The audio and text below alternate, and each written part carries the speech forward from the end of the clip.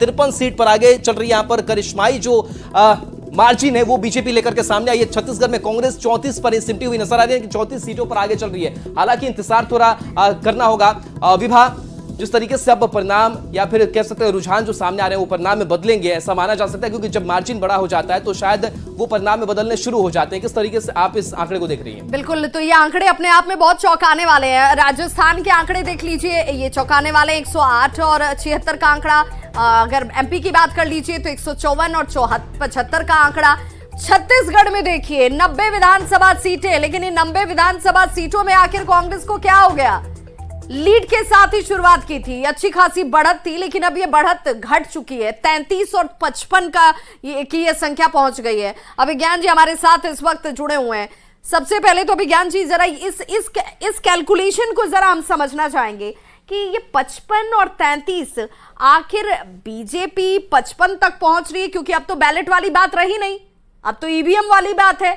यानी कि उन जगहों तक बीजेपी पहुंच गई जहां पर कांग्रेस हुआ करती थी, उसी की वो जगह थी, उसी का वो गढ़ था, वहां पर पहुंच गई, दस्तक दे दी।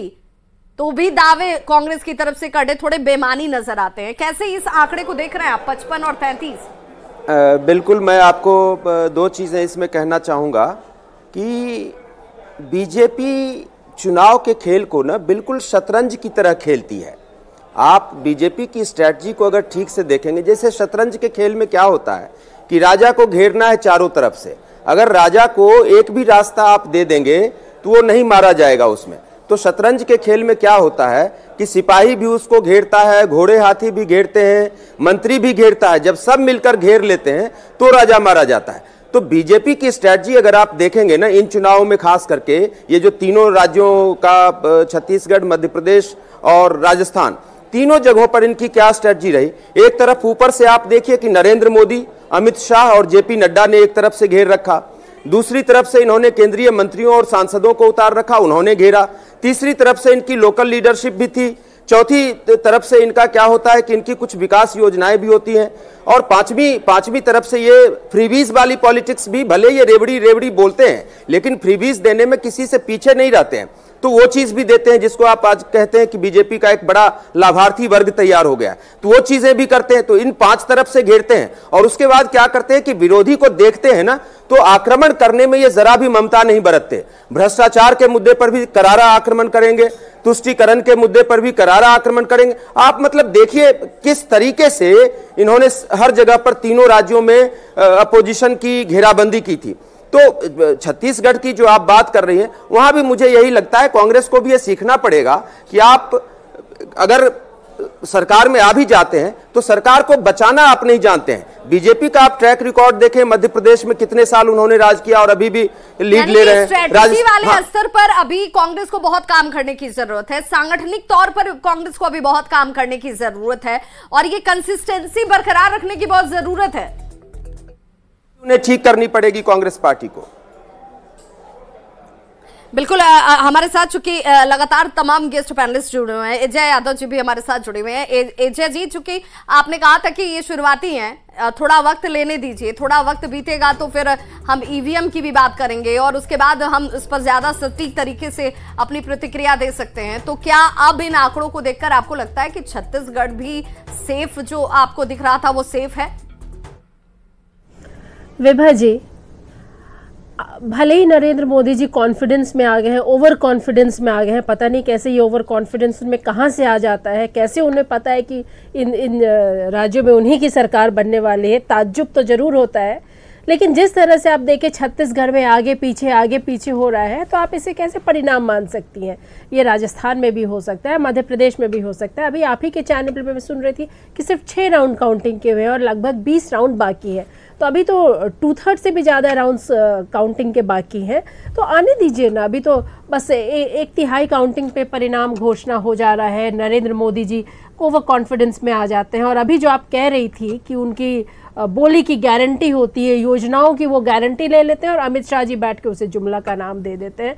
तो पहले तो ये डिसाइड करें, बिहार में तो सिर्फ इनके जुमले ही चले, लेकिन आज ये गारंटी की बात कहाँ से हो गई है? ये अभी भी रुझान ही है और अभी भी आप जब आधे से ज्यादा राउंड्स हो जाएंगे तब आप कहेंगे कि परिणाम क्या हो सकता है। मैं अभी भी अपने बात पे कायम हूँ। चलिए, ओवर कॉन्फिडेंस वाली बात अगर जहां तक एचएच है तो ये ओवर कॉन्फिडेंस वाली बात सभी पार्टियों में दिखी, क्योंकि जब शुरुआत में लीड कर रहे थे, कांग्रेस लीड कर रही थी, तो वहां पर सीधे तौर पर प्रतिक्रियाओं का दौर और पूड़ी और मिठाइयों का दौर वहां भी शुरू हो गया था। ये स्वाभाविक भी है। देखिए, एक तो एग्जिट पोल और उसके बाद से उसी रूप में अगर रुझान आते हैं तो इसे विश्वास माना जाता है और उसी दिशा में कार्यकर्ता भी देखते हैं और नेता भी देखते होंगे। हालांकि अब ये चीजें थोड़ी बदल रही हैं और धीरे धीरे वो ज्यादा पुख्ता होती जा रही हैं।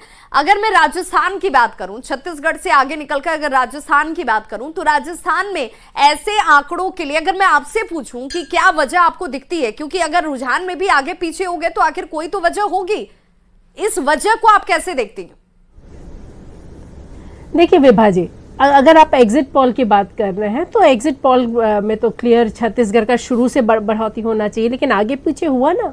तो वैसे ही एग्जिट पोल में बात करें तो आप मध्य प्रदेश के आंकड़े कुछ दे रहे थे, राजस्थान के आंकड़े कुछ दे रहे थे, तो ये आगे पीछे होते रहेंगे। अभी आपके कुछ नहीं कहा जा सकता है।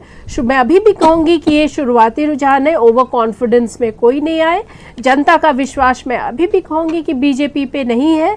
इन्हें नरेंद्र मोदी जी ठीक है अपना चेहरा कहीं कहीं दिखाए, कहीं पीछे किए, लेकिन अभी ये बहुत शुरू है, अभी ये कहना मुश्किल है। लोग को मालूम है कि बीजेपी जुमलेबाज पार्टी है। बिहार की किसी जनता से पूछे, आज अगर वो 15-15 लाख रुपए 10 साल पहले ही खाते में पहुंचा दिए होते तो गरीबी इतनी नहीं होती। राजेश राठौर जी से जरा जान लेती हूँ। राजेश राठौर जी, क्या चलिए जुमलेबाज पार्टी है, सही है, मान लिया अगर ये रुझान परिणाम बन गए या बदल गए, उस रूप में आ गए, तो क्या हम ये मानकर चलें कि आपके पास वो चेहरा नहीं है जो बीजेपी की तरफ से प्रधानमंत्री के पास है, प्रधानमंत्री के तौर पर है, और उसकी काट निकालने में अभी आपको बहुत ज्यादा परिश्रम करने की जरूरत है? प्रधानमंत्री जी से सशक्त और मजबूत और विश्वसनीय और विद्वान चेहरा मेरे पास है श्री राहुल गांधी जी का। उसी चेहरे के बदौलत नरेंद्र मोदी जी को हमने कर्नाटका में हराया। श्री राहुल गांधी जी के चेहरे के बदौलत हमने नरेंद्र मोदी जी को हिमाचल में हराया।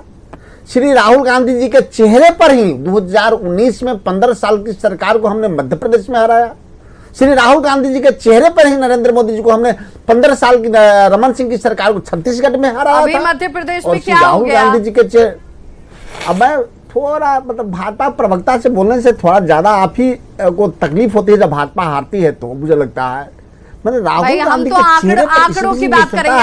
आप जहां तेलंगाना में आगे बढ़ गए हैं लीड में, तो हमने तो पहले आपको विजयी घोषित कर दिया कि भाई अब ये मार्जिन इतनी ज्यादा हो गई है कि आप विजयी हो रहे हैं। विभा जी, आपसे या राहुल जी से या कई साथी से बात हो रही पिछले 1 घंटा 45 मिनट से, एक बार भी राहुल गांधी जी का नाम आप लोगों की जुबान पे नहीं आया। अरे भाई, आपने जो कमाल तेलंगाना में किया है, तेलंगाना में जो कमाल आपने किया है वो चलिए आप ही से पूछ लेती हूँ, वो कमाल किसका है? राहुल जी का आप कह रहे हैं?